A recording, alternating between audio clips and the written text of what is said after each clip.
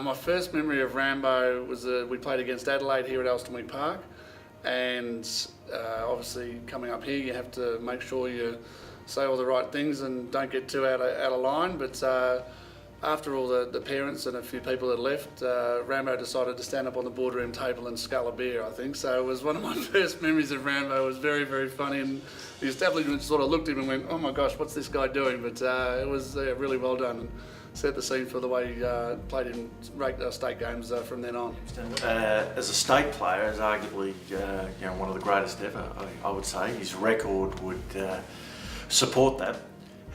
He was a very hard player to play against. He could go in the ruck or he could go up forward, and obviously to the latter part of his career he played a lot more up forward, and you'd always look in the results and he'd be kicking 5-6 goals a game, so he's an extremely hard player to play on.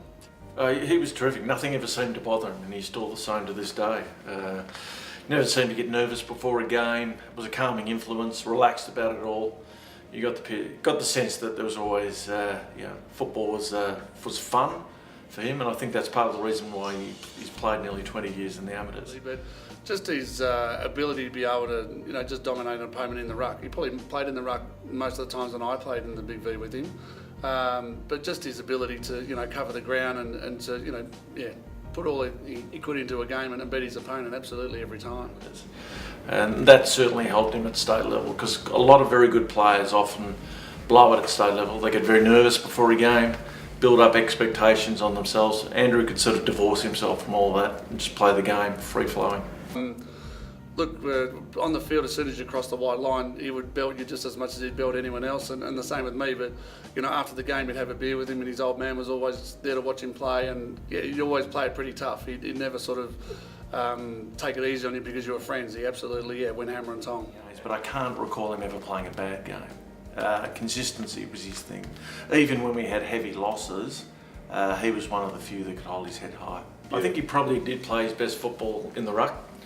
Primarily because he could hit the ball and follow it up, and a lot of the ruckmen, especially the country ruckmen or even the other states, would put in massive, big, heavy ruckmen that were just there to tap the ball but couldn't really move around the ground. And when Andrew went up in the ruck and then he spread, that's when he really exposed other ruckmen. We went to Adelaide once, and it was quite a big night that we spent there in Adelaide, so I don't want to say too much or incriminate him, but no, there was certainly some good times had with Rambo on big feed trips for sure. He never really got into trouble. He was always he was a leader off the field as well.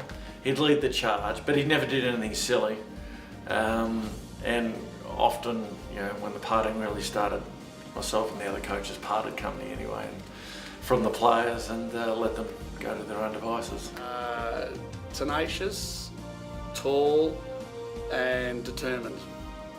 Aloof, peculiar, great guy. That's 4 words. Andrew Ramsden, Big V champion.